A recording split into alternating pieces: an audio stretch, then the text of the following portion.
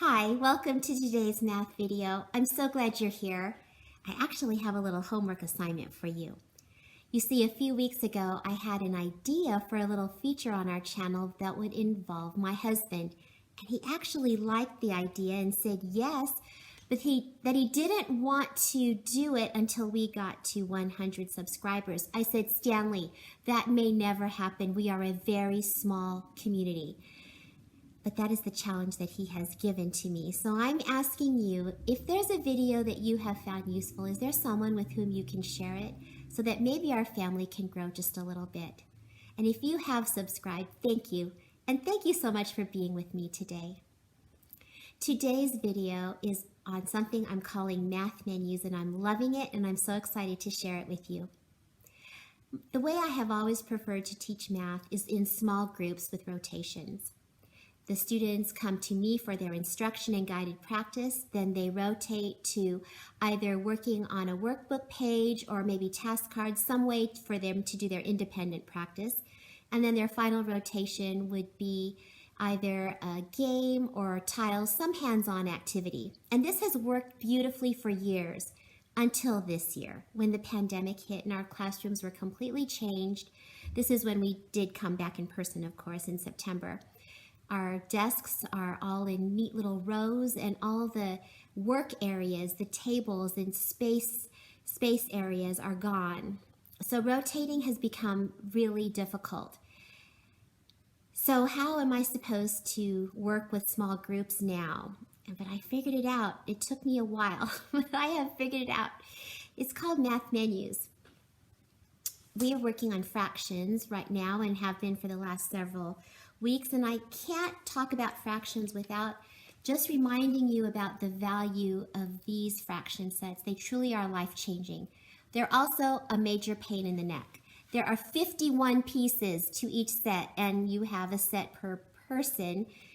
It's like working, in a Lego factory sometimes. It feels like that, just mess everywhere, but well worth the mess. And if you haven't been able to make this purchase of these fraction sets, I did find them on Teachers Pay Teachers in paper forms that you could purchase for a nominal fee and print out and have your parents, grandparents, students color them so that you can have paper versions of it.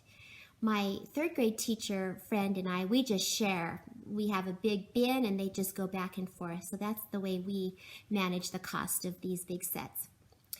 But what I do after I instruct my students, I instruct them for 40 minutes and I do guided practice with them on whatever concept we're doing. And then for 30 minutes, I have them work on math menus. And this is what it looks like. I just have a piece of paper that I have drawn 6 boxes, and I put this up on the front door of the classroom, and they have all morning to sign up for what menu they want to work on. And I can honestly tell you that I haven't had any discipline problems with math menus. I haven't had anyone coming to me and saying, oh, I want to be in that group, but there aren't enough. I put a number by each title of the activity so that that's how many students can participate in that activity. And I haven't had any complaining. I haven't had any students left out. They're so engaged and happy. It's just been a wonderful, wonderful thing. So I'd like to show you what I've been doing for my math menus. And I put up a different sheet every day. So I just have multiple copies, blanks, and then every day I put in what the menu options will be, and I can change it up at will, whatever I want it to be. But one of my favorite menu options, and one of their favorites, to tell you the truth, is the dominoes. I bought these from Didax. I have 3 sets now, and they come with 28 pieces, and so I have one set where a student is working with one set, and then the other menu option is where they're working with 2 sets of dominoes so that they have 56 pieces to work with. But I had never played with dominoes before, and it's just very fun. And they are very beautifully made. They're just made out of a beautiful plastic quality material, and they're very satisfying to even hold. But you get your students in groups of 3 or 4, And I'm not going to take the time to teach you how to play dominoes because I want to show you all my stuff. But you can just Google how to play dominoes and it's pretty easy. But this is what I found out that the students were doing after I modeled for them. They were just matching up like this, the pictures or the fractions or the numbers. And I told them, you know, we are in 4th grade. We have the ability to go far beyond just matching. And so save those moves for the very end when there's nothing else that you can do. And sometimes that does happen where you're at the end of your set of dominoes and that's all you can do. The way we start the game is that everyone takes their dominoes and they pick one and they hold it upside down and then show half, and then whoever has the biggest number is the person who starts. And then that person will also take a domino from the common pile and set it in the beginning, and that's how we begin to play. But I want to show you, here we go. Oh, it's so reflected. There we go. This domino represents 6 out of 10. So you can see why a 60% works very well there. But a couple of weeks ago, Lincoln, I was playing with him, and he tried this move. And we said, Lincoln, this is 6 out of 10. You're going to need a 60% there. And he said, but look, if you look at the white area, it's 4 out of 10. So couldn't I put a 40%? Yes, you can put a 40%. He was using the negative space. And so now in my class, we call that the Lincoln move, when you look at the negative space to identify it. But they are loving dominoes.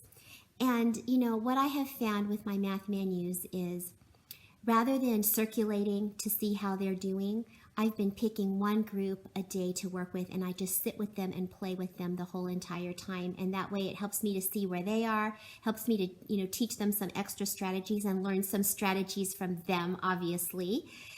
Thank you, Lincoln, as we play the games. The other games that we're loving to play right now are Go Fish, and I bought 2 different sets. One is by a company called Learning, and this is an example of the set. Here's the fraction, the decimal, the percentage, and the pictorial.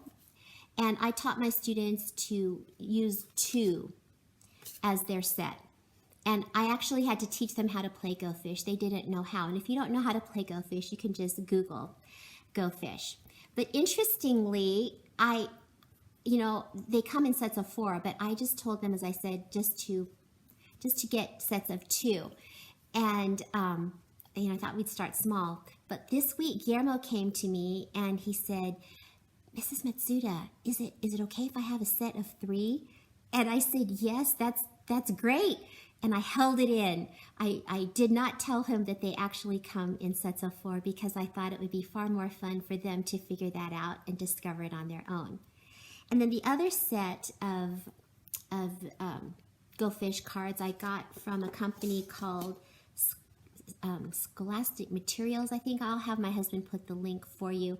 And it looks entirely different. This is what they look like on the back, but look at them. Here's the percent, a pictorial. I realize I'm not showing you one set. I'm just showing you some random cards. A number line, a circular pictorial, the fraction, and then the decimal. So I have 2 different sets of Go Fish going on every day. And then I found, do you have a Lakeshore near you, or do you have a Lakeshore catalog? Because I'm lucky enough to live near Lakeshore, and I found this set in the clearance corner of Lakeshore.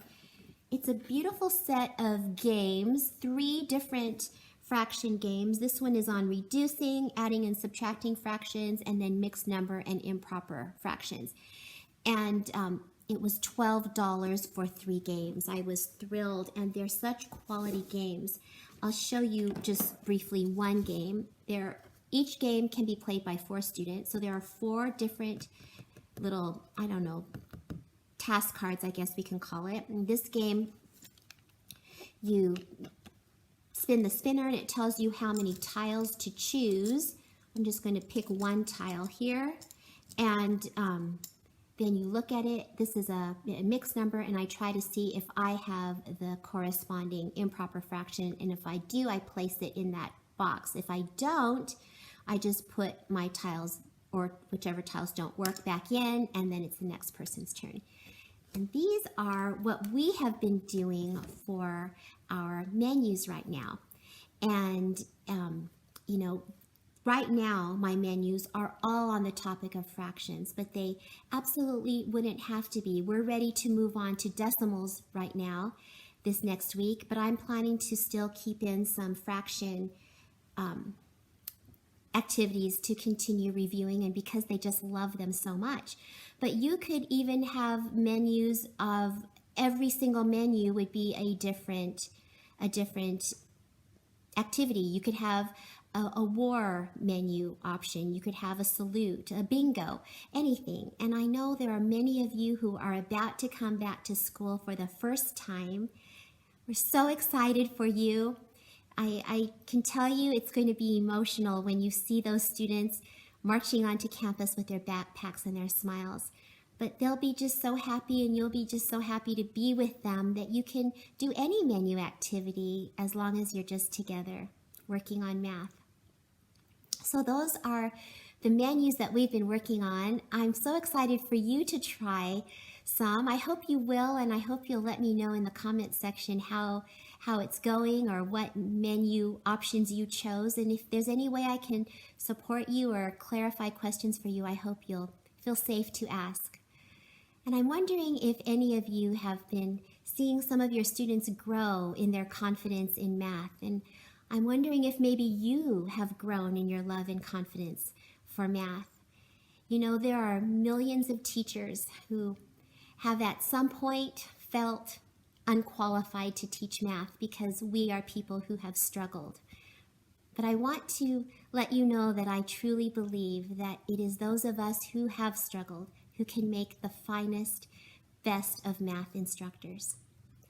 And until we're together again, I want to leave you with the reminder that you are a math person and you are enough. Goodbye.